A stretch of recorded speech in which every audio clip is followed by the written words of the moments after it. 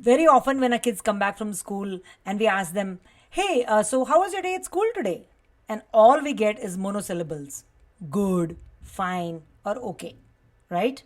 So, how do we engage with our children so that we can have fun and fascinating and interesting conversations with our kids and deeply connect with them? Let's remember one thing: kids need two things. One, they need to feel extremely cherished, and two, they need to feel safe. So let's create that environment. And how do we do that? First, let's resist asking them questions or talking to them about topics that they are not interested in. Like just when they come back from school, don't jump on them and say, hey, how was your math test or what result did you get?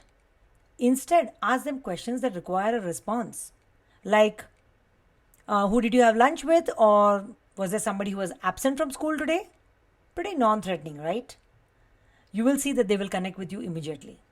Second, when we are trying to listen to our kids and giving them our 100% undivided attention, let's make sure we are only listening, not offering solutions and advice all the time. That's a tendency most of us have.